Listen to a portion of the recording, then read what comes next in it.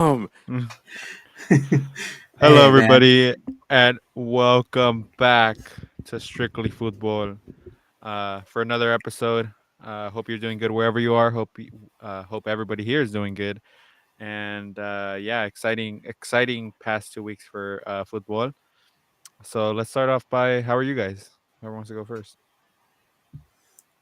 Doing good, guys. I feel like I haven't seen you guys, or I haven't seen you guys since the last episode, but I feel like we haven't really spoken over the past 2 weeks, man. I feel like we've been kind of all doing our own things. So it feels good to be reunited with you guys again. Yeah. Uh, and I guess over, or I guess last over the weekend, our other colleague Sam texted me, and he was asking about us and how we were all doing, and that we have played together. And I was like, you know what, man? It really has been a while since we played together. like we're just dealing with our own things, and it's just kind of it's that time of the year. So, but I'm Hey, me and excited. Ariel were dogging in pro clubs. I just want to say that you weren't there, but me and Ariel were dogging.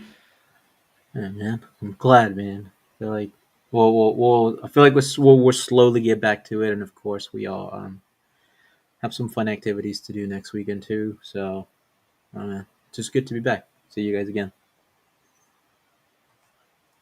Yeah. I'm doing pretty good, man. I had a kind of an emotional day today, been kind of an emotional roller coaster.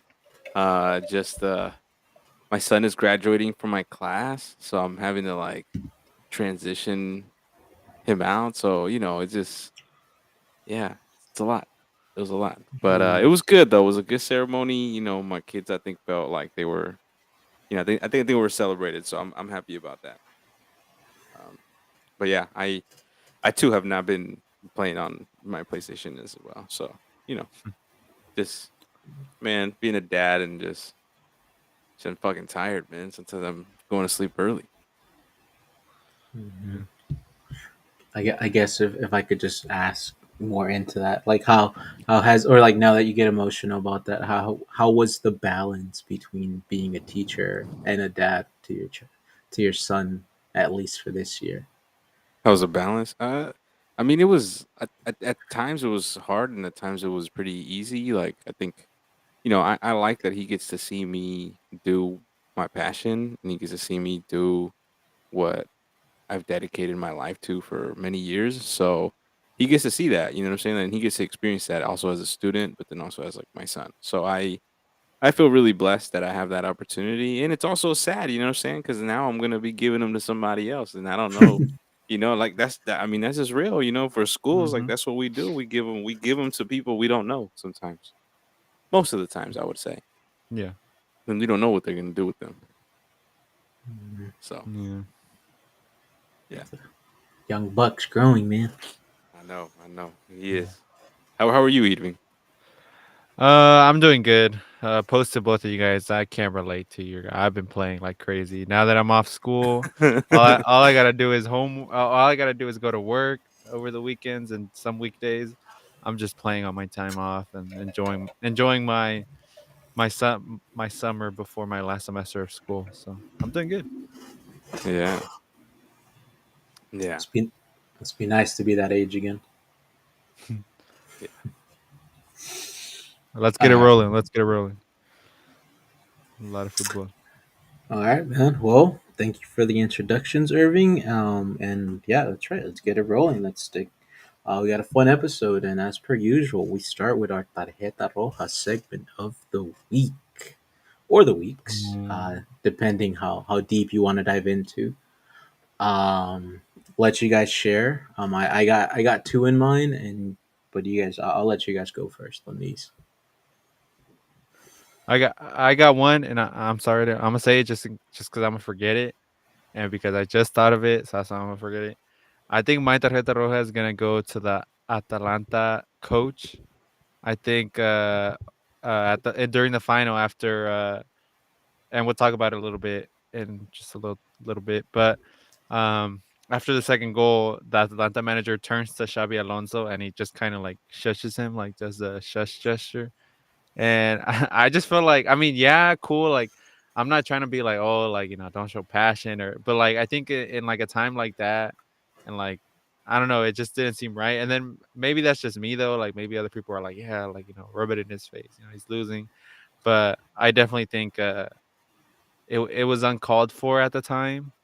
So, especially from a manager. Like I think maybe if it was from like a player, like towards another player, like Atalanta player towards a Leverkusen player, maybe it'd be different. But I think someone, a coach like that, like that's a coach for a team in the Europa League final, maybe he's uncalled for. I don't know. It's something to debate about, something to talk about. But I definitely thought at the time that it was uncalled for him to do at that time. Because imagine Leverkusen came back and won, right?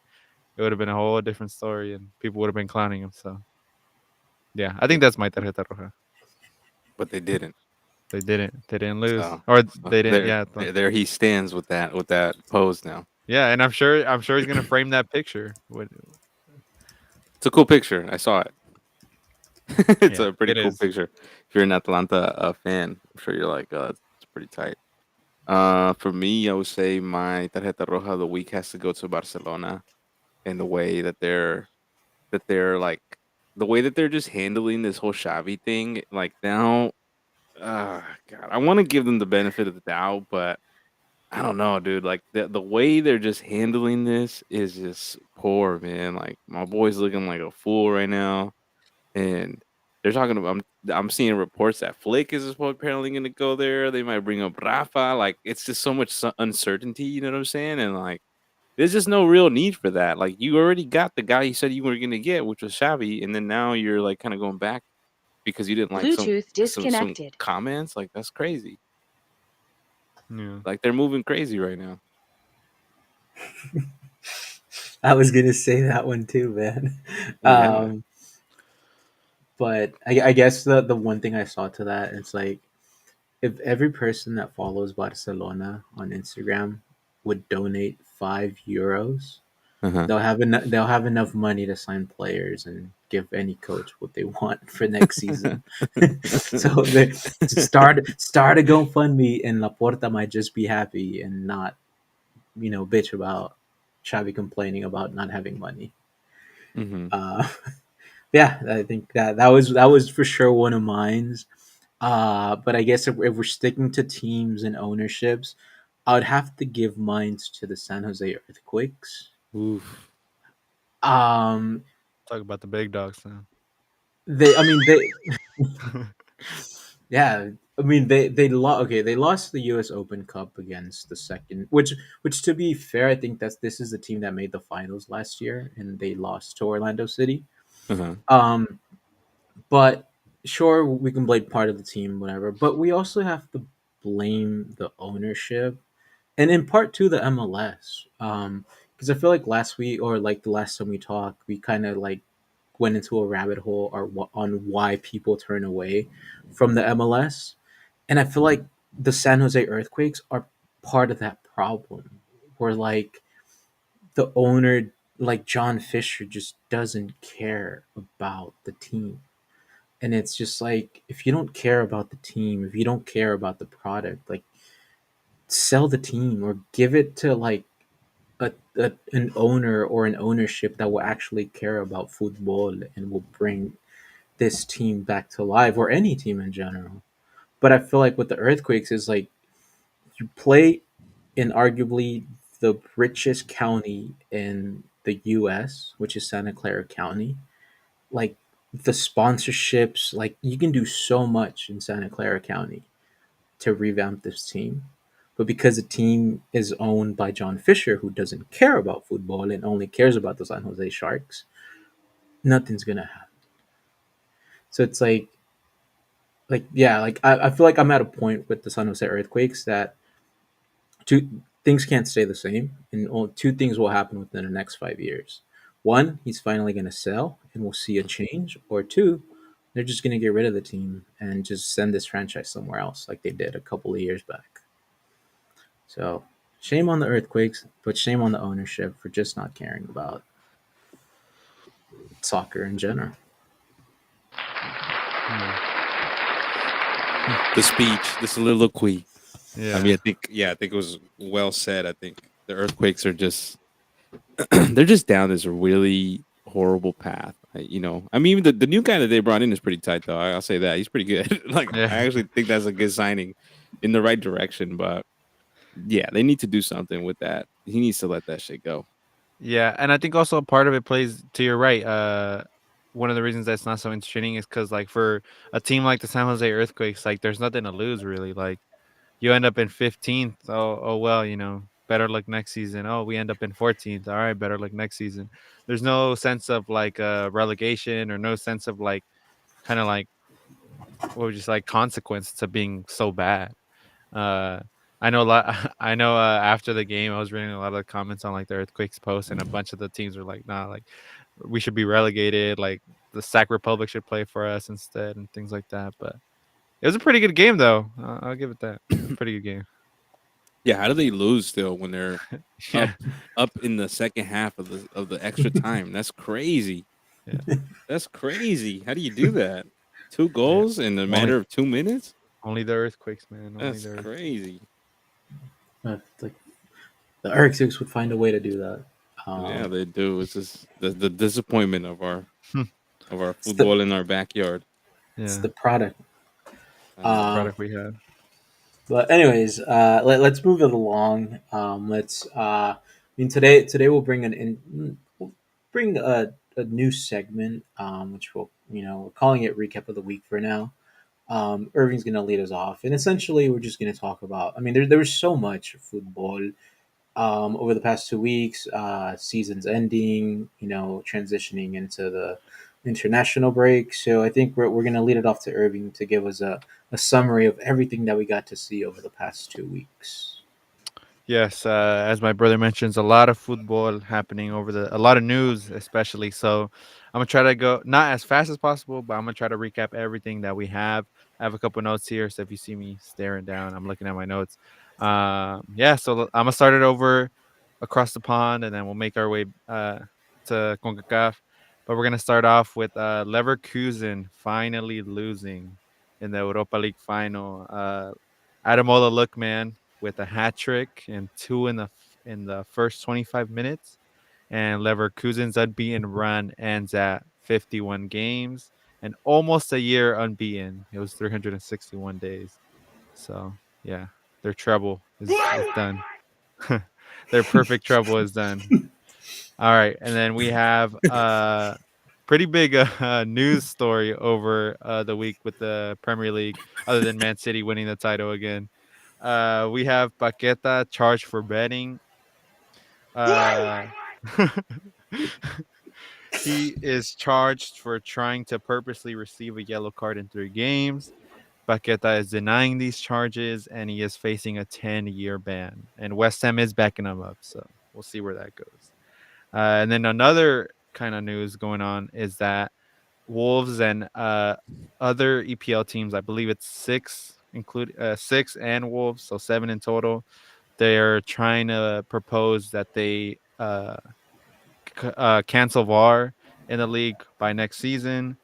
There's going to be a meeting held next month to vote, and essentially all 20 teams or the majority has to vote yes. Uh, One of the couple of the claims they make is that VAR disrupts the game pace, it disrupts celebrations and the passion of the game, and it tarnishes officiating when an error still occurred when VAR is happening. So yeah, so that happened in Europe. Other news going on around there, but yeah, we'll keep talking about that.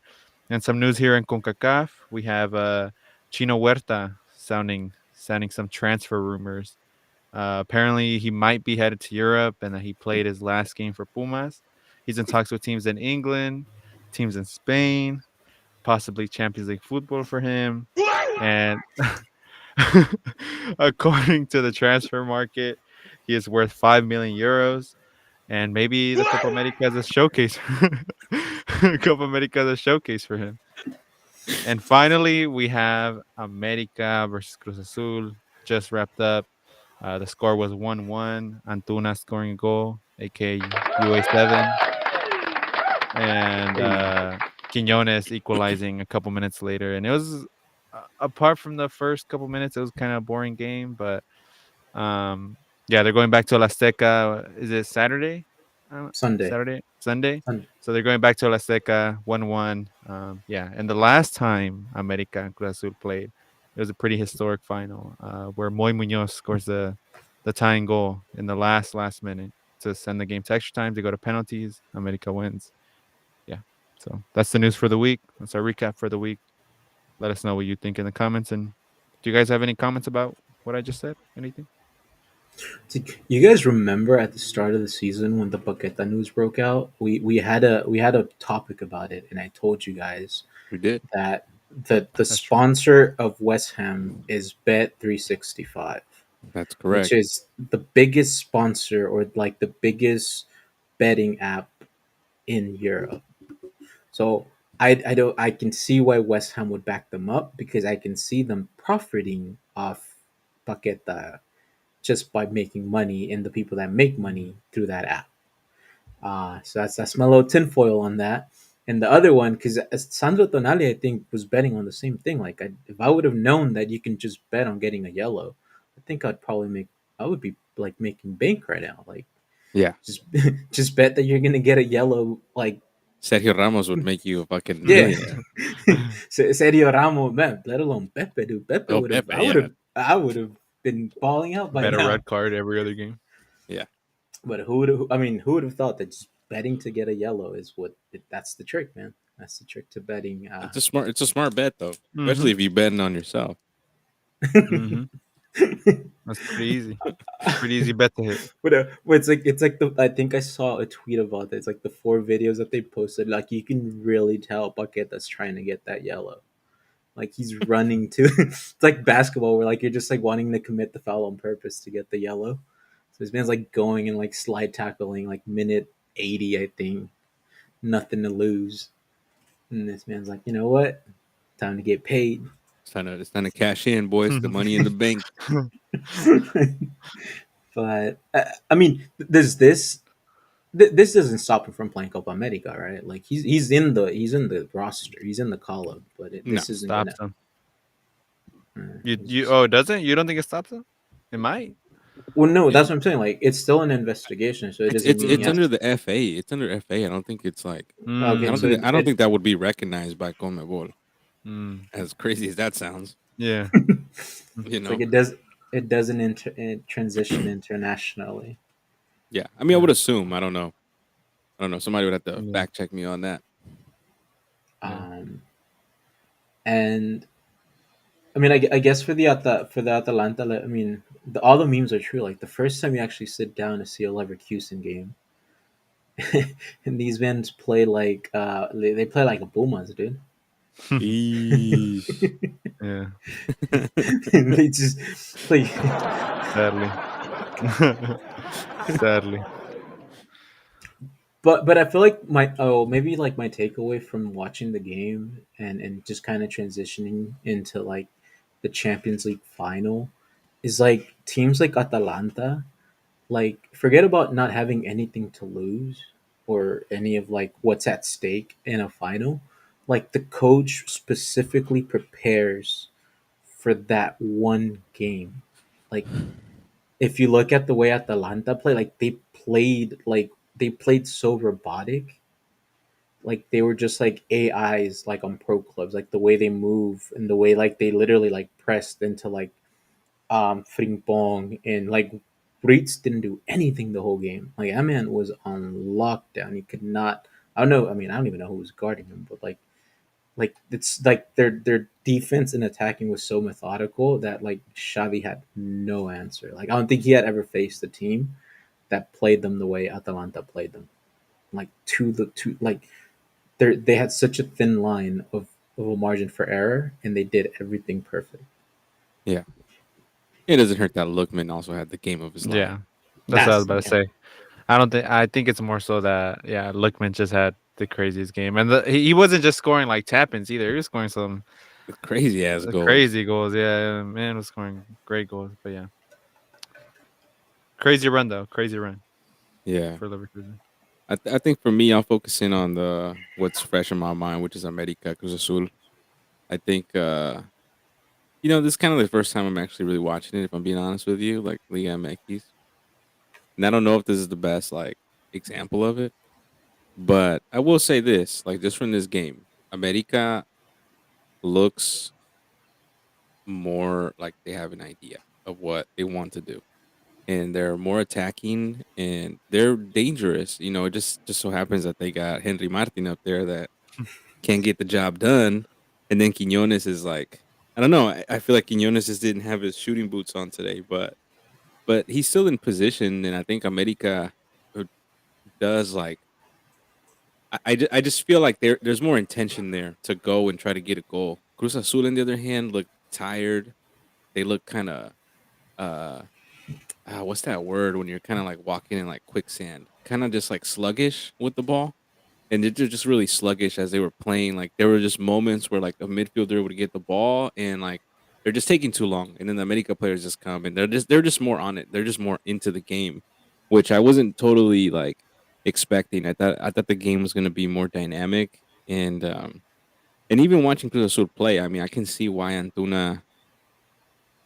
I mean, why he's doing it. I mean, they don't really have an attack, really, and he's just Yeah. up there by himself. So he's just having to create shit out of his ass. So props to him for getting those goals. And like, I mean, I don't know. Going into this second leg, I don't know if I give Cruz Azul any chance to win this match unless something magical happens, you know, which I'm sure maybe it will. But I don't know. It's just kind of Yeah. my initial thoughts on that game. Yeah. I mean, that's well, actually, now that you speak on that, that's what actually happened the last time they played, 10 years ago. Like literally, it was like as soon as the game started, I think it was Chuletito Orozco. So he just scored a goal, and then like America got a red card, and that kind of set the landscape for what was to come after. Um, Yeah. but and it's crazy because if I mean if you haven't really followed like La Liga MX or like America or whatever, this is actually in La Liguilla, just in the playoffs alone.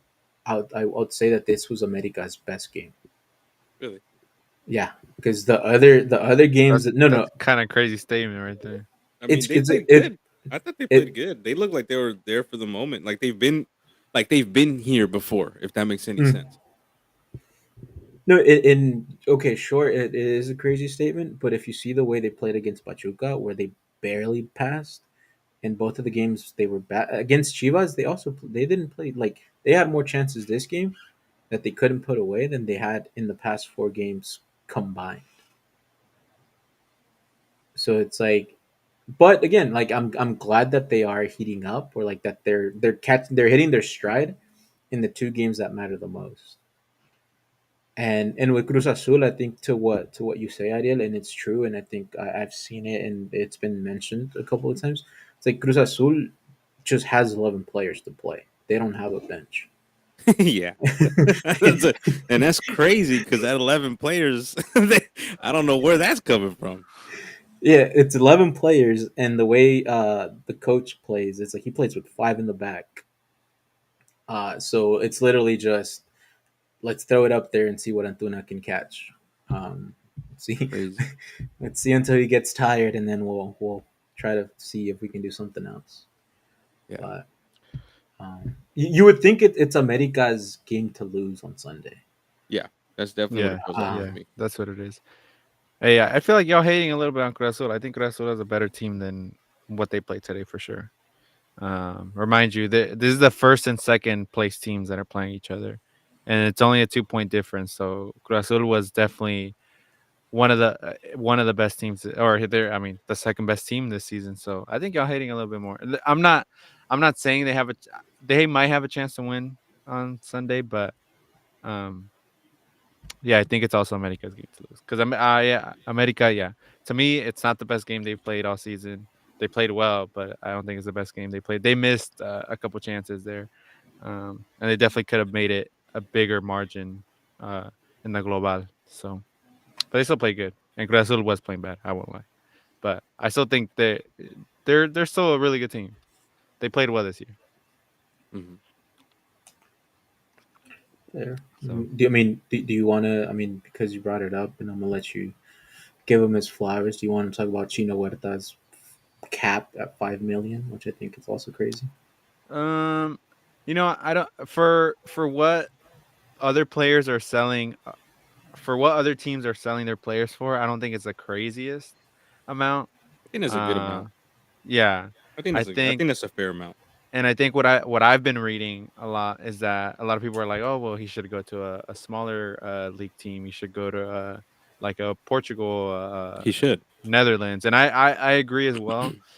Just because I feel like he'd probably get more playing time, a little bit more developmentals, and get down a couple things, and just have a nice settlement in Europe. Not go to like a Girona, right, where like they're gonna play Champions League football next year. Who knows how they're gonna do? Um, so yeah, but I think it's great. I do think that we saw him play his last couple games for Pumas. I do think he's gonna leave. Um, so we'll see how they do. We'll see how Pumas does without him because that was essentially their best player last season in the past 2 seasons. Um, but I do think he's gonna leave, which is in hindsight, as much as like it's sad to see him go, uh, is the best thing for Mexico, and I think it's great. A good step forward for Mexico, which we'll talk about in the next headline. A good segue.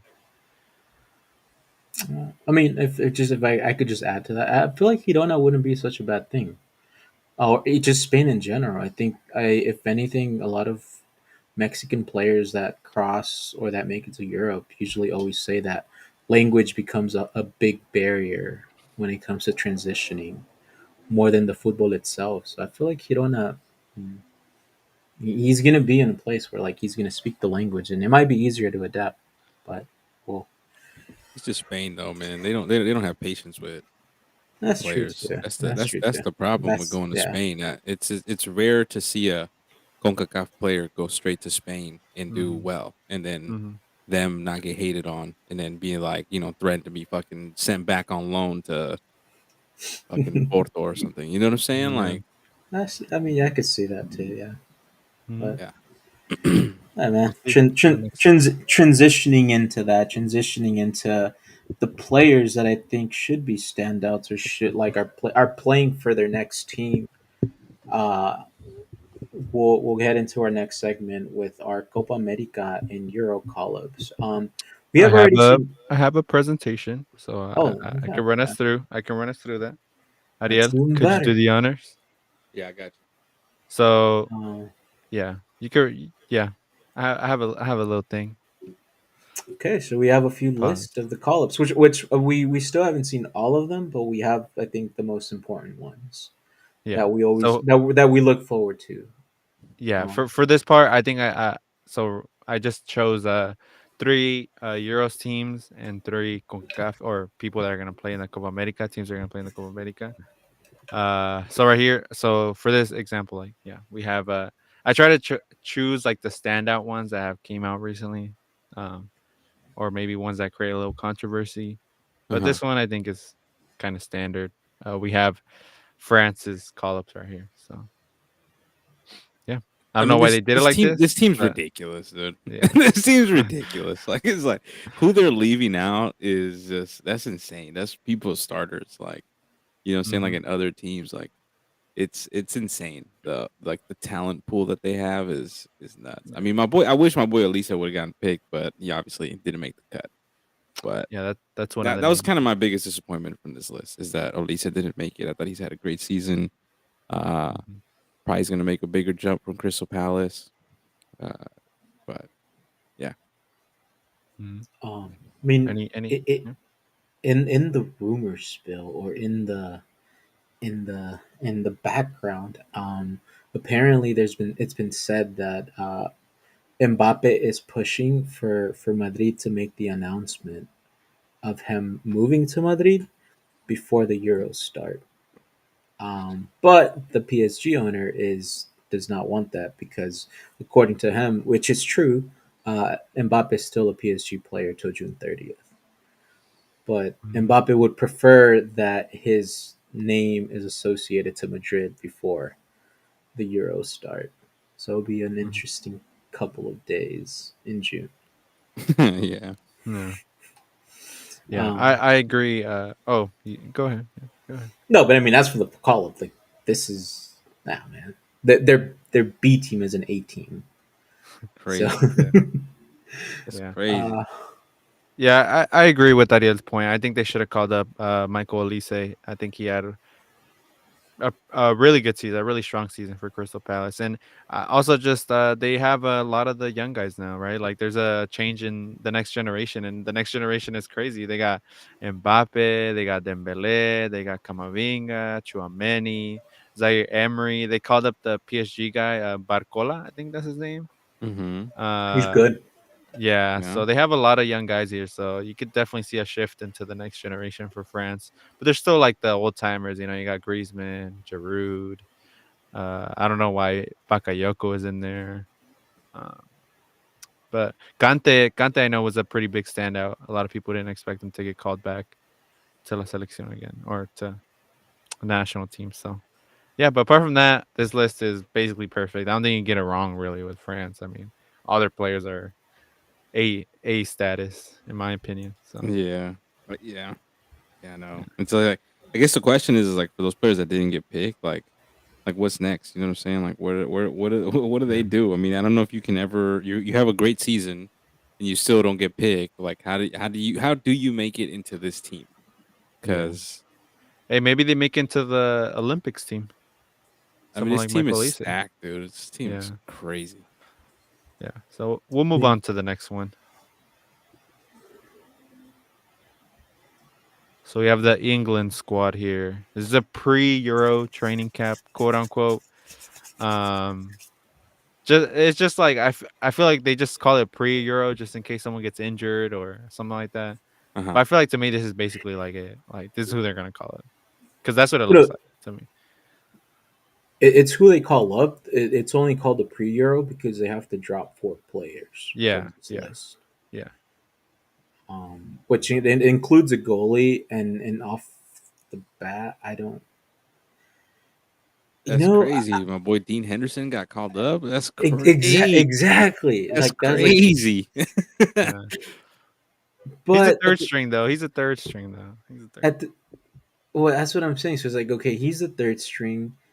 And Ramsdale, I don't think he's informed to be starting a Well, major he hasn't even tournament. been playing because Raya took his Exactly. Jordan job. Pickford. Jordan So it's Pickford. like that leaves you with Jordan Pickford to That's start. Bro, y'all, crazy. y'all hate Still, on Jordan Pickford, bro. The no, he's disrespect is trash, crazy. dog. He's Like fucking what buns, man. the goals, like he's probably the most scored goalkeeper in the Premier League over the past season, and he's Mm, gonna mm. You know what? I'm about to fact check you right now. fact I'm check about to it. But make sure. look at how many goals they've scored on Everton. Everton was one of the best defenses this season. So, God. Um, hey, every time we're talking some cap. it's coming. We gotta do an X coming home to that beat, man. That's right. Um, but I mean, okay, so Jordan Pickford has the second most clean sheets this season. Uh huh. okay, Uh huh. how many goals against? Let me check.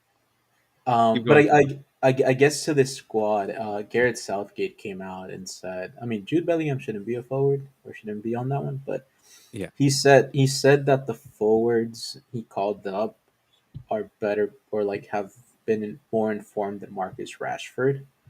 It's like, do we agree with that, or should Wait, I? say it again. Gareth Southgate was asked why Rashford wasn't called up, and he said Yeah. that the players he chose are in better form than Rashford. Okay. Is that cap, or he just did not want to call up Rashford? They are though. They are. Except for Grealish, that's the only one that That's the only one that I'm looking on this forward line, and Jared Bowen that are kind of and Ivan Tony. I mean, that's my guy, Ivan Tony, but he didn't have a good season. But Nah, and then also all the scandal with the betting. Was it the betting too? Or yeah, yeah, he it was missed right. half of the season because Yeah, of betting. So, but then when he came back, he also didn't really have that good of a season. yeah. So, I think those three are the ones that kind of stick out to me. Of like, I don't know if you should be there, but I don't think Rashford should be in there anyways. So, So we're Yeah. all okay just leaving him out. I think. Well, I mean, do we agree that Rashford just brought this upon himself just by not being up to standards, Yeah. He being just being yeah, hasn't a been playing good. being a diva? Mhm. yeah, yeah, Um, yeah. He hasn't had a good season. Who I'm surprised Mhm. is not in here actually is my boy Honcho. My boy Yeah, Jaden yeah, nah. Sancho. That's They're not gonna call crazy. him up. They're not. They hate on my guy for no Yeah. reason, man. My boy just balling it up in Germany in the Champions League final and gets no love. Someone so the two takes I have because y'all mentioned Sancho and Rashford. One, I'm happy they called up Jared Branthwaite. Uh, one of the best defenders this season. One of the best defenders this season. who's who's that? Come on, man. One of the best defenders right now in the Premier League. Nah, yeah, Uh, he's from Everton, right? yeah, I just really hope they don't drop him. I hope they drop like a Guehi instead of like Jared Branthwaite. But anyways, that's one. I really like that. And two, I don't know why, and I've seen this a lot on Twitter and especially with like the England fans. I don't know why they never call up Frank Tamori. He's Oh arguably one of yeah, their best defenders. yeah, yeah. I don't know why they don't call him up. I mean, they're really gonna start probably Harry Maguire and John Stones. And That's John Stones yeah. is has had a decent season, but Harry Maguire, really? He You're gonna loves start himself Kyle? some Harry, dude. I know, but I won't lie, What? What? Harry.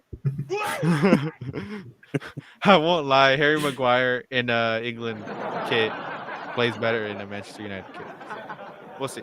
But those are my two takes. Apart from that, I think the list is spot on. Wait, Why is Luke Shaw in here? That's the thing. I mean, he That's just their like best left back though. that's crazy. Like, I mean, no, dude, no. no, it's not, dude. It's not. Joe, No, they're gonna play Joe Gomez as left back. Watch. yeah, because Something there like should be no reason why Luke Shaw's in this team. they're probably gonna play a three back. And then No. have John. Yeah, he might play a three back, and then have John Stones play his Man City role as like But the why CDM. is Trent Alexander? Why is he in the midfielder section? Is he going to play him as a CDM or? Maybe that's what I'm saying. Like Yeah, he might that, play a that three back. that's what Klopp has been playing him in. Actually, Yeah, he's converting my guy. I mean, Miano making it. That's actually really that's my good. guy right there. That's Yeah, he's he's a good. beast. Good. He's He's a the beast. he's the highlight of that United squad that Yeah, Yeah, for this I don't think he won't start, and maybe he doesn't get playing time, but it's good to be there. It's a good call up. yeah, he's going to I know start Declan Rice, Connor Gallagher, and Yeah, Jude yeah, Bellingham. yeah, it's good experience for him though. yeah, yeah. It's, Exactly. He's only like what, like 18? yeah, like Yeah. that. So Yeah, yeah, acá con la selección, bro, for calling up a 23-year-old, it's bad. Crazy. yeah. All right. Well, those are our takes for the England squad, everybody. For those listening. Moving on to the next European team. Oh, never mind. Moving on to, Hi. or did I skip one? Or maybe I messed it up. But anyways, we'll go to Brazil. Um, this is Brazil's call up again. Same thing. Pre Copa America call up. Any standouts? To me, I think it's just the if you compare this list to like the 2014 list that they had going to the World Cup, like the difference is crazy in my opinion. I think this generation for Brazil is definitely not one of the best. But again, my pick is Brazil to win La Copa America, and I still will die on that hill. So I think they're gonna win La Copa America. Yeah, but also a lot of players from the Brazilian league, so that's pretty good. Or maybe not good. What stands out to me here is that we have still now, look. I'm a de facto Brazil fan because El Salvador is so trash. So Brazil's always been my favorite team. But the thing that drives me insane is that since Dani Alves, we are still starting Danilo on that right back side, dog. I What was is gonna, happening? Why is this man still here? I was Why gonna is he mention here? that. I don't understand. Wendell, why is he there? Like, dude, for I know we have better right and left backs for sure. I know there are. Like that's That's why insane. they got the Yan Kuto guy. He played really good this season for Yeah. Hirona. Well, knowing them, they're probably not going to start them because they love themselves like that veteran left and Yeah. right back. You know, Or they they might just do like a Wendell, Marquinhos, Gabriel, and Militao as a right back, maybe. I look, don't dude. know. I mean, Militao, even him. I'm like, why is he? Why did he get called up? He hasn't been playing. Yeah, he He's is been coming injured. off a big He's been injury. injured. Yeah, He has a big injury. Like, what's he gonna yeah. go do? Like, go support the team, moral support, or like what are we Yeah, doing? This defense is looking suspect. This midfield looks anonymous. Like, you know what I'm saying? Like, I yeah. like Bruno Guimaraes. I think that's how you say his name. Guimaraes, yeah. Guimaraes. Douglas Luis, I like him. Paqueta, I think is okay. I used to. I don't know. I don't know. Now that especially with this betting thing, I don't know. We've seen him Uh, play. Yeah. yeah, I don't know, man. This and then the forward line doesn't really excite me, but I don't. I guess don't. I don't. I don't really see a striker. Striker. I guess Enrique is the striker, or is Savinho a Yeah. straight up Nah, striker? Rodrigo's a strike. Rodrigo. Rodrigo, yeah. Oh man, To me, that's the part that excites me the most. The forwards, the attacking line. You got Endrick. They're probably gonna do like Endrick, Vinicius, or Rodrigo. That'll be a cool like front three. You still have Martinelli off the bench. you think Enrique starts in this Rafinha, team? maybe. I mean, Why? He's a he baby. played good in the friendlies that just passed the last international. He might. He If not, might. they're starting like they're Martinelli or Rafinha. Rafinha. No, it's a he should start because he's probably the only nine that they have. But Yeah. knowing this Brazil, they're gonna play Rafinha on the right, Rodrigo as a false nine, and Vinicius on the left. And there's gonna be no type of shots on goal. That's what I'm preparing myself for. And if they're lucky, they win 1-0. Yeah. That's still my pick though. That's still my pick. But I feel like Andres Pereira and Douglas Luis, those are like earned call ups where like Yeah. they really had a good season with their teams to have earned that and have like dropped players like Casemiro, who was like a Hmm. referente, like he was like the captain. Fabinho, another one. Fabinho, I mean Fabinho's already kind of like out the door, but Yeah. those are young players that are, if they stay relevant and they produce with their teams, they'll be in 2026 Yeah, again. that midfield is probably the strongest. I think even though they're anonymous, they I think have the biggest wild card factor to them. Like because they're not names that are like household names yet, but they will I think if you know about them, you know that they're solid picks. Like they're Hmm. pretty solid in their positions. So I'm excited to see this midfield. This forward line. I've seen this, and that doesn't it doesn't do it for me. The defense, I already told you that Nilo shouldn't be there. Neither should fucking Wendell. So I don't know. This midfield is what I'm looking forward to. Cool. All right, we'll move on to the next team. We got. Oh, that might be hard to read, Ooh, but we got the USA again. Their training camp roster. Um, to me, there's not really any standouts. It's just a little biased, but like Kate Cowa's out of there, man. I don't think he's ever gonna get called up at this rate. But yeah, that's just the sounds Wait, the earthquakes comment or Chivas comment. But anyways, I think there's to me like over the past couple call ups, USA's gotten it perfect to me, and I think it's great that they stopped calling players like in terms of goalies like Zach Steffen. I don't think Matt Turner starts. I hope he doesn't start. I hope they give a chance to Ethan Horvath. I know he's been pretty. He has a pretty good season apparently. Whatever. I don't know. what team does he play for? It might be Ispowich. I don't Okay, remember. okay, But apart from that, I think it's a perfect call. perfect. I mean, Yeah. why? I look just to throw a little like wrench in here. Gio Reyna hasn't had. He didn't do shit this whole Cardiff. season. Sorry, Cardiff. He plays for Cardiff. He didn't do anything this season. Why is he in here? Musa didn't do anything in here. Why is he in here? McKinney had a pretty good season. Tyler Adams coming off an injury, but he has to be in there. He's probably the best midfielder they have. I guess the biggest like puzzle here that I'm looking at is the amount of forwards that he's taking and that are Mm. strikers. Because I'm looking at 4 strikers right here. Nah, I play Balogun though. I think he's probably their best striker. He had a bad season. Yeah, that's true. But I still think he's their best striker. Pepe had a all right season. Josh Sargent, I haven't heard anything. I think the best one that's had the best season is Haji Wright. yep. If you've been True, keeping up true. with the championship, I don't see why Okay. he wouldn't start in this team. So it's Haji Well Pulisic. Is that Yeah, I think yeah? so. Is that the front Yeah. three? Yeah, I think so. I just yeah, there's just 4 strikers that I'm looking at. I don't know. It's like, man, as I say that and we see this forwards, like, wait, you said bias towards Kate Cowell, Irving? Well, This I man mean, played. hey, he played for the San Jose Earthquakes, man. Come on, He man. You played gotta. 18 games for Chivas and scored one goal. Well, Hey, One. he was coming off in the his bench. He defense, he was coming wasn't off the going bench. there Yeah, with the name of a goal scorer. a goal scoring machine. Yeah. Like I'm just saying, I have high hopes for him. I hope he does good wherever he goes. Okay, that's all. But I know he doesn't deserve to be here. I'm not saying he deserves it. I'm just saying he would get called up every now and again when he was with the Earthquakes, and now he's just scrap. He's done. My standout here though is who I'm looking forward to in the Copa America is Anthony Robinson. That's right.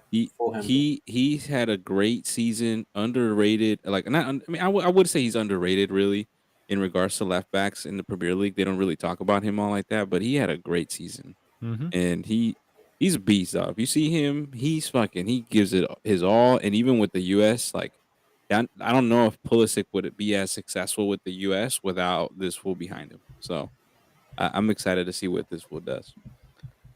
Yeah. Yep, I mean, to it's me, a yeah, yeah, it's a good showcase because I feel like he could jump to a bigger team. Yeah, that's right. yeah, yeah. To me, this is just the best USA state. This is the best USA has to me. That's what they're taking. As much as like a lot of players may not be in form, this is their best call ups they can get, which is still great. It's a great call up. You see this team play the final in Miami. Maybe. You heard it here first. All right, we'll move on to the final Oof. team, the one that most people have been talking about, at least on this side of the continent. I know it's made headline news on my Twitter. I saw it all over Twitter that day. We have the Mexico CONCACAF team, and for those that have been watching Mexico for a long time, there's a lot of names that are not here anymore and probably will never make it to a team anymore, including the one and only Memo Ochoa. He's finally out. He's done. Boo. No. He's they're finally giving a chance to the younger or the better playing, the, Quote unquote the quote younger. unquote or the better playing goalkeepers. But yeah, I mean, hey, take it away. Whoever wants to go first. Pretty interesting call. And I will say, just asterisk, Diego Linus is not going anymore. I think he's on here. He Yeah, got he injured. is. He got He injured. got injured, and they're taking what's the guy Jordi from Monterrey? Cortizo. Jordi No. Cortizo. Yeah, yeah, okay. Yeah, it's Jordi Cortizo. Yeah, yeah. So yeah, Diego Linus injured, not going anymore. But yeah, take it away. I think it's a good. I think it's a step that's too late, but I think it's a good step. I think Jimmy Lozano kind of he has to take a risk. Something needs to change with this Mexico team. And even if you make a fool out of yourself in the Copa America, like you at least give a chance to the young players that Mexico has, or even if they're not young, the ones that we haven't been exposed to yet, and just give them a chance to just shine. And you kind of shield it. If you look, the only thing that really stands out to me is that the midfield kind of stays the same. And I think to me that is probably the strongest part of Mexico, which is the midfield. Um, Everything else around it is pretty fragile. So I think that this is a good step for Mexico. Will it work? I doubt it, but at least you're there's an attempt to go in a different direction because something needs to change. Yeah, I agree. I agree. I think little too late, but yeah, I think it's a step in the right direction. They're calling up basically all the younger guys they have, all the players that have been playing in U23 Mexico team, in the U23 Mexico team, which is I think what they were talking about doing in like an interview that got released about mixing the U23 and the senior team. Um, there is a couple players that got left out, but not like anything crazy or uh people that like, oh, they have to be there. Like it's just little players that people been talking about. Someone that I feel like will get left out, sadly, although I think he deserves to get left out, is Memo Martinez from Pumas. I don't think so. He's not gonna make it to the end. Who's that? uh, Yeah. I mean, Exactly. he was what was he? I think he was the Mexican to score the most goals in Liga MX, apart from Antuna as a No, striker. Nah, isn't that, I thought that was Antuna. Yeah, apart from Antuna. Antuna is, I guess, as a striker, but yeah, apart from You Antuna. mean all 7 goals? Yeah, all 7 goals. I think Memo Martinez had 6, if I'm not mistaken, or 5. Whoa! Yeah, You don't yeah, want to well, scare those yeah, defenses. yeah. Hey, you don't want to scare Yeah. you don't want to scare Brazil, dude. But yeah, it's a great. It's not a great call up. It's a good call up, and I agree with you, Ariel. I think at this point you have nothing to lose. You know, right? Mexico's already been playing bad for a couple of the international friendlies and this past Nations League. So yeah, Jimmy Lozano has nothing to lose. He has nothing to prove either. To me, I think. But with this call up, I think they're doing a step in the right direction. They're doing what other teams are doing, especially the USA. And I'm sure a lot of Mexico fans won't like to hear it, but they should, or maybe they will. But they should take a lot of learning from USA and how they've ran their organization this last couple of years. So. If I can ask a question, so I don't see what's the kid from LA Galaxy, Julian. Oh yeah, he no, got left no. out. Yeah, yeah, He got left out. So yeah. then I know that Jorge Sanchez, who hasn't also been That playing. that's my guy that should have got called. But So he's going. Is there another right back that is behind him on this list?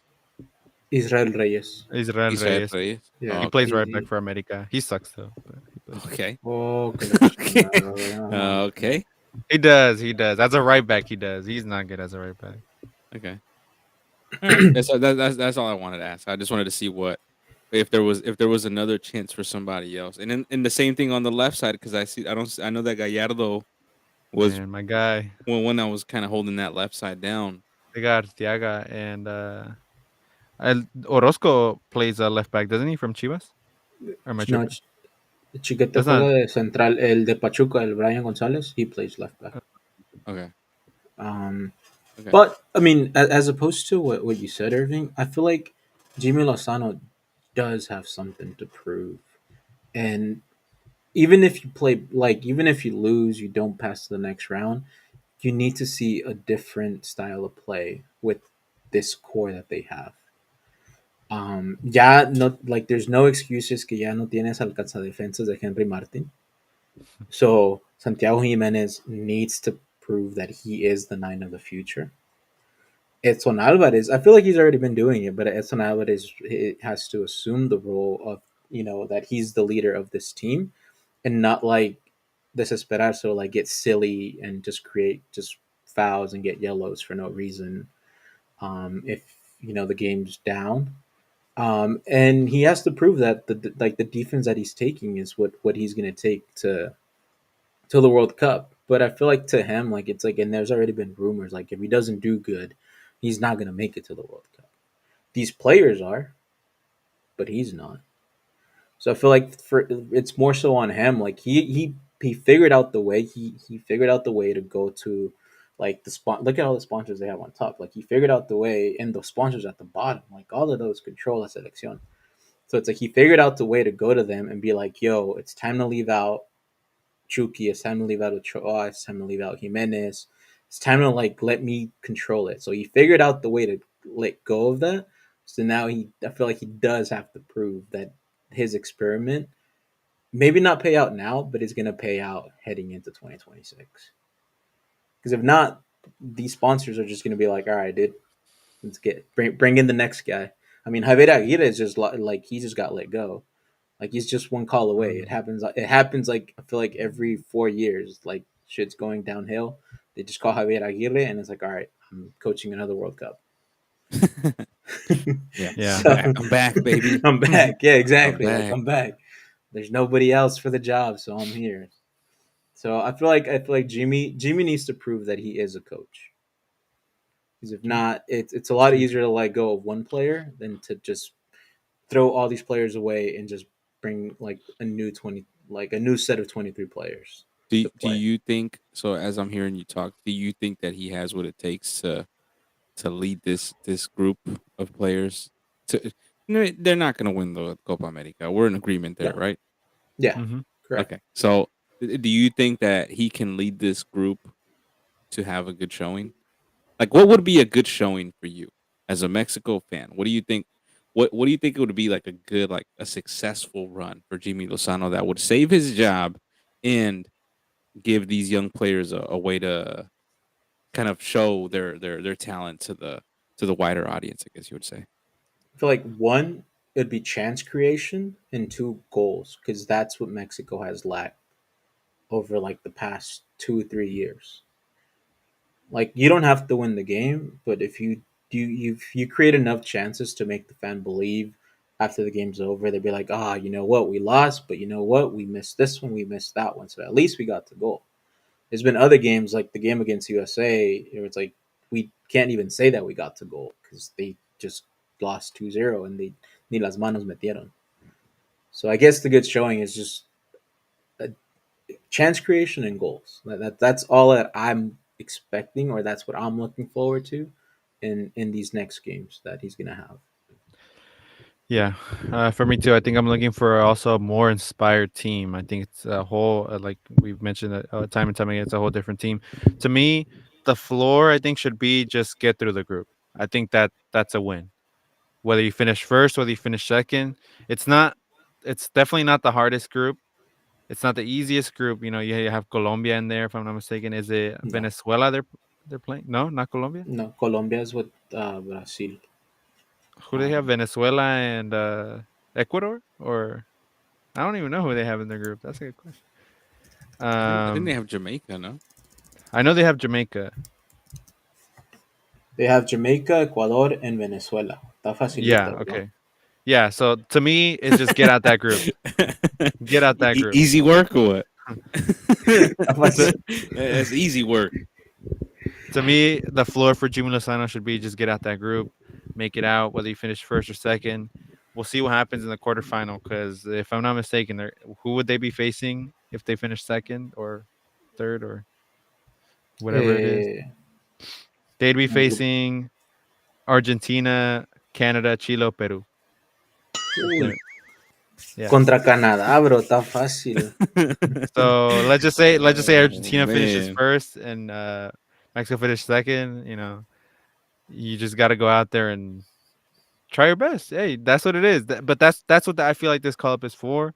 That's what I feel this Copa America's run is gonna be for, just to see what these players are made of, see how the team's gonna work, and see. You're right. See what Jimmy Lozano is capable of doing with a team like this. Mhm.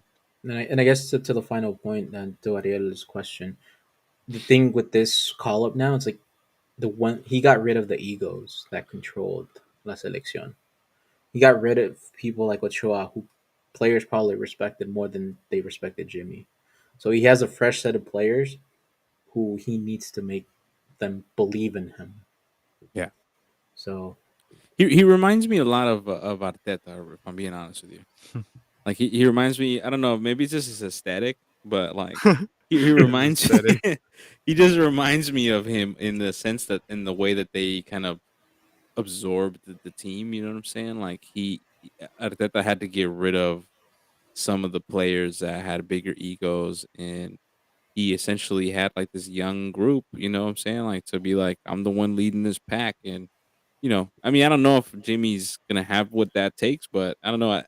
A part of me wants to believe that he's done it before with young players and that he can do it again. And so hopefully this is the start of Yeah. something good for Mexico.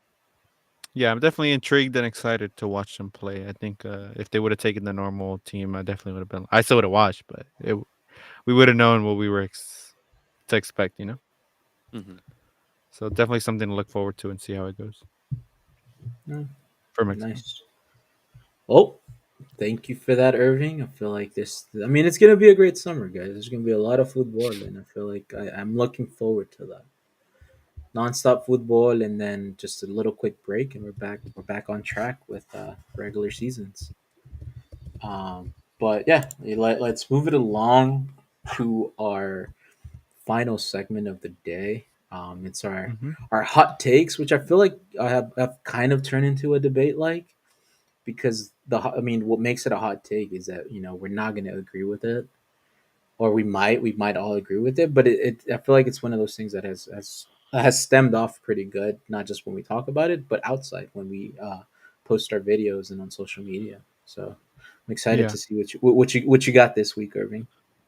Yeah, so this one is called Agree or Disagree. I forget the people I saw it on TikTok for, and I thought I'd be a pretty cool idea for us to do it.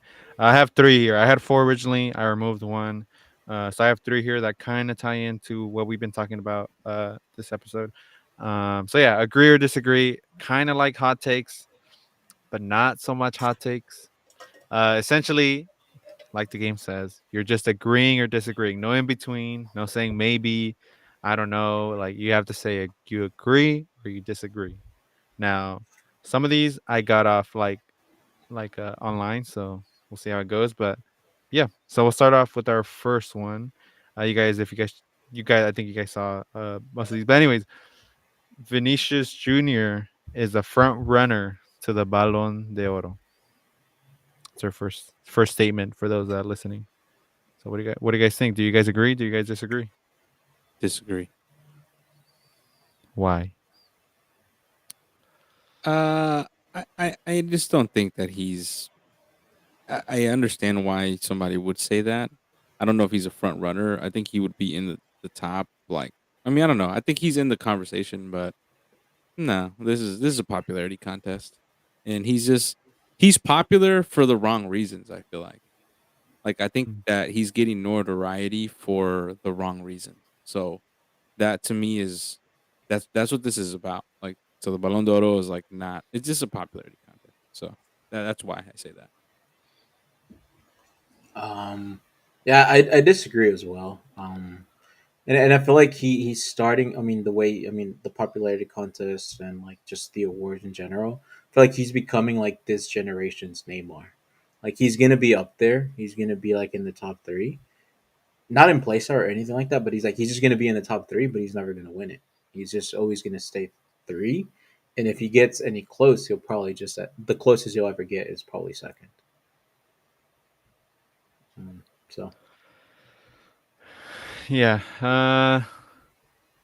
Yeah, I disagree too. But I think, and this is maybe just Madrid bias talking and my out of touch with the Bundesliga, but I think he's in the top three.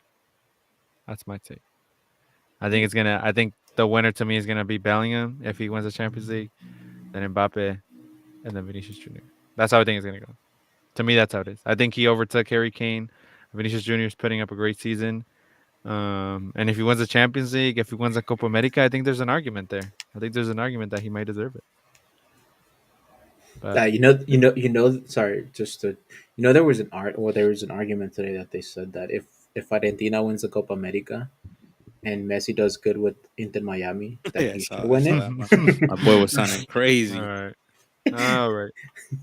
Hey, hey, So Hey, the so what you're saying popularity, hey! is I what wouldn't, you're it's a saying is popularity, but it's a it's popularity, a man. popularity That's contest, the man. thing, and that's the thing about Vinny. Vinny is not like it's not that he's not palatable, but there's just something there with his marketing. I feel like that is just not landing with the wide audience. I think if you're a Real Madrid fan, you love Vinny. But if you're not a Real Madrid fan, I think that there is this like outside view of Vinny that I think is really hurtful. That's not to say that I don't think that the racial attacks like are not real. I think that they're real, but I think that there is like a larger like narrative about him. You know what I'm saying? And like, unless he actually really took a stand and like really was like, yeah, I'm fucking fighting this like to the end, like in regards to racism in football, then I think that he'll then transcend into a Balón de Oro type of person. But I think about Balón de Oro and I'm just thinking about like who wins it. And I don't know. There's something missing from him, if that makes any sense, for him to get it, yeah, even if he has a great season. yeah. So what you're saying is if Diego Valdez gana la quince, he has a chance. That's He has a exactly what I'm chance. saying. That's what we're saying. That's The right. top five, he's playing Copa America too. That's right. All right, moving on to the next before this gets crazy. So the next one is kind of recently now that Jurgen Klopp's tenure is over with Liverpool. Is that his his tenure, Jurgen Klopp's tenure with Liverpool is overrated. That means he wasn't as good as people say he was. Uh, what do y'all think? I disagree. No, there's nothing overrated about what he did to revamp that team and make it relevant again. Like this man got rid of the Lalanas and like wasn't the My boy Sturridge.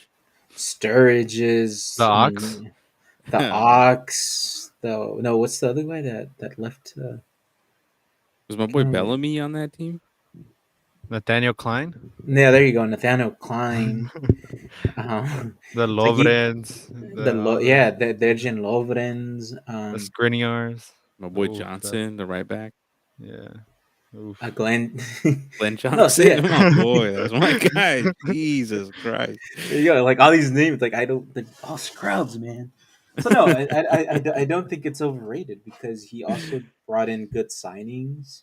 Sure, it was funded by money, but it's like if you saw his last game or like the last, I mean, the two takeaways from the last game were like his departure. There's only one player that didn't clap for him, and that was Darwin Nunez. But apparently there was like dressing room rift between the two of them. But the last player that greeted him was Van Dyke, and I think the signing of Van Dyke was the start of the turn for him to become the coach that he was for Liverpool. Like Van Dyke and Klopp go together in the success. So I don't think it's overrated. Yeah, I agree too. I don't think it's overrated too. And I think Klopp has the unfortunate uh chance, or I guess the unfortunate like circumstance that you're playing with arguably one of the best managers of all time, backed by some of the most money in football of all time, and he's having to year in, year out, have to figure out ways to try to keep his team that is not getting revamped every year to sustain a level and maintain with that juggernaut of a team. He's had to do that for, I mean, how many years did he say? 8 years? 10 years. 10 years? I mean, for him to be 10 years in this fight, I can't imagine being coming in second so many times and like coming up close so many times against this fucking team that is just does not lose. It's so like I can't imagine being in that state. So for him to even make Liverpool relevant and for the fans to just believe in the project, even though year in and year out you come up short every time. I mean, I think that there is something about him that uh, is really special, and I think we were really lucky actually to see him be a coach in the Premier League at the same time as Pep, because you got to see this rivalry that without Klopp, I don't know who else would have been giving him a fight. Pep at Mm, least. yeah. Damn. Then I might be in the minority here, boys. I ain't gonna cap. I think I agree. I think his tenure is a little overrated. For the fact that and I'll state the obvious, he made great signings in Salah, Mane, Van Dijk, which kind of became his leaders for the 10 years that he was there. And he definitely turned around a team that quite honestly sucked in Liverpool and was irrelevant in the grand scheme of European football. He only has a Champions League and a Premier League to count for all that. And to me, as much as we may say, oh, but titles don't matter, or to me, for a manager, and to tell me that he is, I think, as an influential person and as an influential coach, he is probably up there with some of the greats. But then when we throw in the aspect of titles and what he's done for what he's won for because essentially that's what you want a manager for. You want them to win. You want to win things. And although he has been in this era where Manchester City essentially already won the Premier League 4 years in a row. Um, I still think that just winning one Champions League and one Premier League is definitely a bit overrated to be like, oh my god, like I don't know. He's definitely like a legend for Liverpool. Like he's gonna go down as one of the best coaches for Liverpool. I just don't know like how it affects him just winning a league, one league. They hadn't won in a long time, but I mean, hey, apparently you're this guy, like you're the guy, you're one of the best coaches of the past decade, and you only have a league to account for. Yeah, man. You said Liverpool, or like you said, club coaching Liverpool was overrated, and then I saw your Everton shirt, and I was like, oh, okay, I see, I It see, makes I see, sense. I It see. makes Yeah. sense. But you know what? He won 8 titles in 10 years. That's 80%. That's a lot more than Hmm? the he won a total of 8 titles in his 10 year run, Okay, but inc- Brett, we're including counting the FA FA. Cups, Community Shields. I mean, there's some Man, teams there's some teams in London that can't even get that. Oh, I sorry. guess.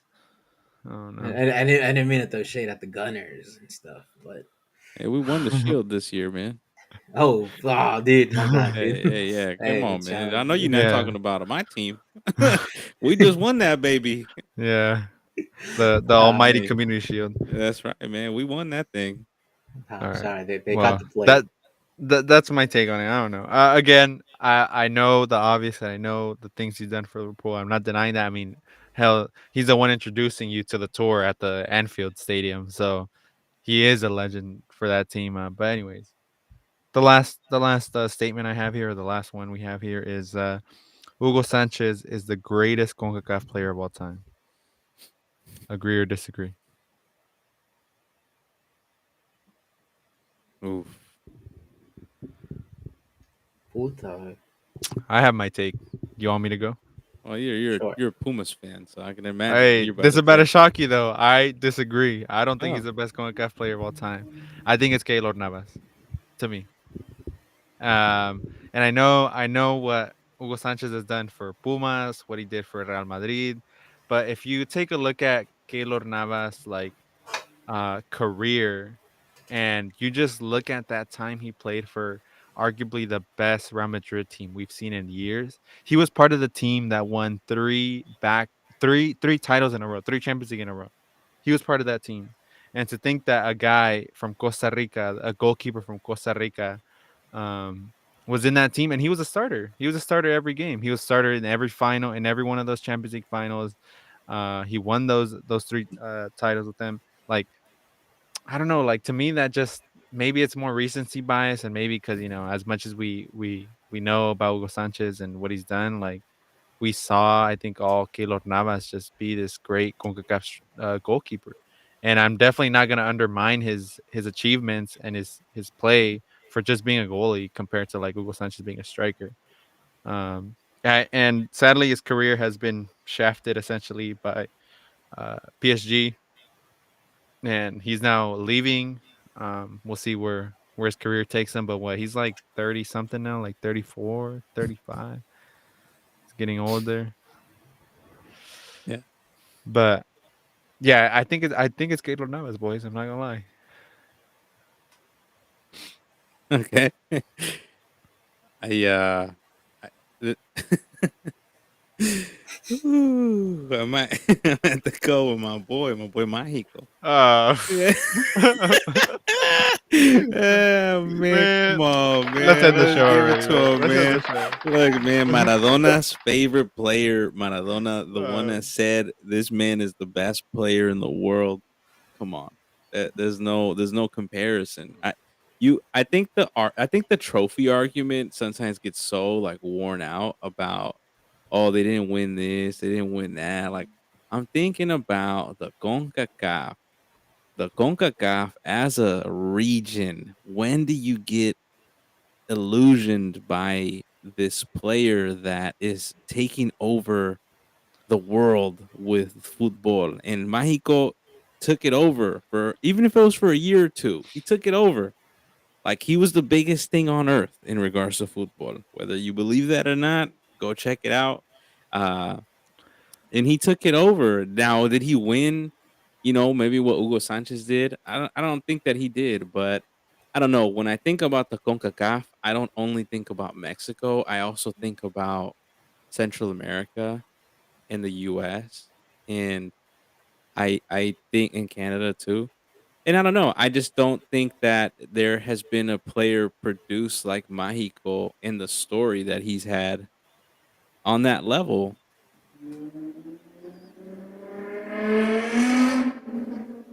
That your sound effects of that? Yeah, man. Come on, man. He took off. Oof, He, he oof, mic dropped and oof.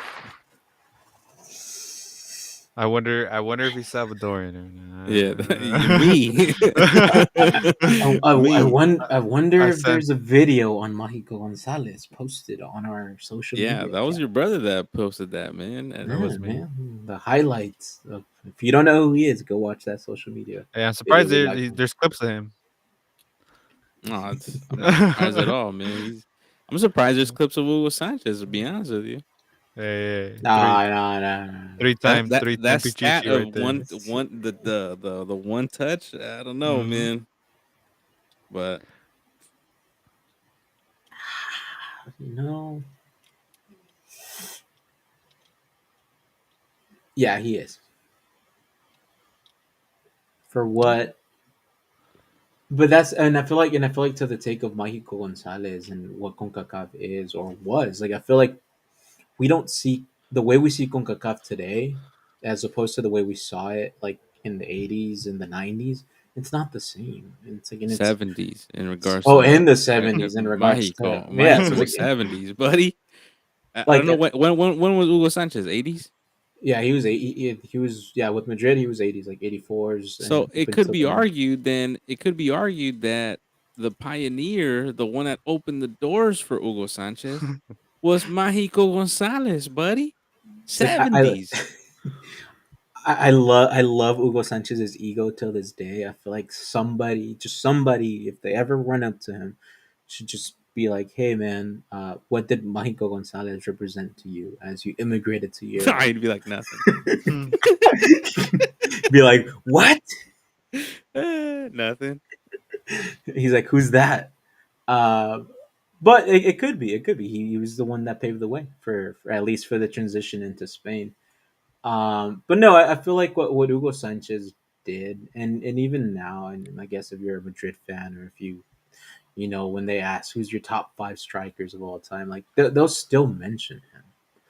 He did join a Madrid team that at the time they weren't the best team in Europe because they didn't even play Champions League. They were playing Europa Leagues at the time, and I believe he did win one. But in retrospective, like what he would do, um, and it's like the first touch. Like there are videos of his like 29 first touch goals, and it's like chilenas, like left foot headers, free kicks.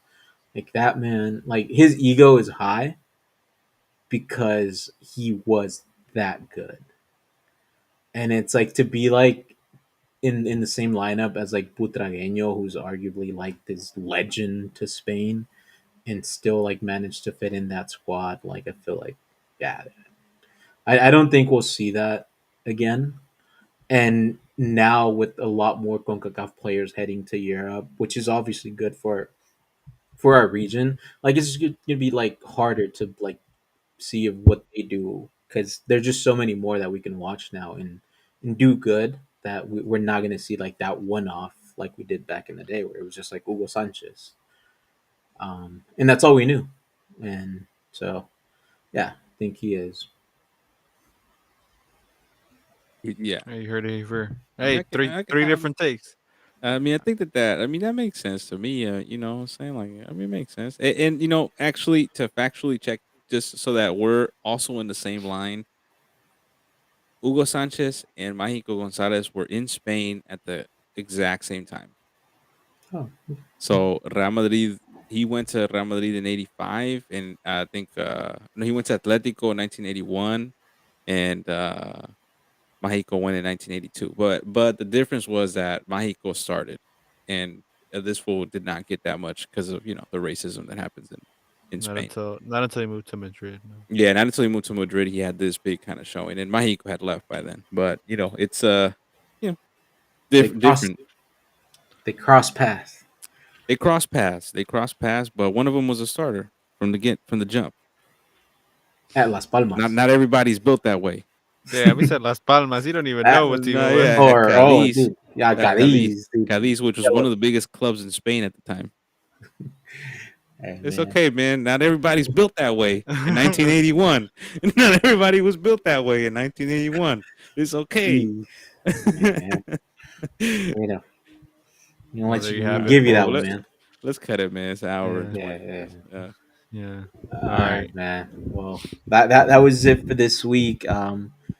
Lots of interesting things. I mean, it's just gonna keep getting better, I believe, as we check in 2 weeks. Other than that, boys, for today, continue to follow our social medias, engage with our discussions. Keep talking trash to us. We appreciate. I You mean, like I it or feel what? You like yeah, I it or feel like what? now that I see it, it's like okay, cool. We're engaging with our community. Yeah. That's where we are. Make sure to follow our socials at Strictly Football 21. We're mostly Subscribe. posting on Instagram and TikTok. Go share a And on comment, share YouTube. it to And on someone. YouTube. Oh yeah, and YouTube. Share it to someone you know. Just do something, man. Interact with it. We're almost at 100 subscribers on YouTube. So if you have not Almost at 100 subscribed, if you have subscribers. not We're subscribed to our 4 YouTube, followers please away from go. 100 followers on TikTok. Yeah, We're 40 followers away from Instagram for 300. But we're getting there. That's what I'm saying. Go share our stuff. we're building. We're building. We're from here. We're building a little community. All right, y'all. Thank you And for listening. yeah, we'll Thank you know for we'll know listening. the Champions League winner by the time we come back. And we'll talk about Take that. it take it away with our new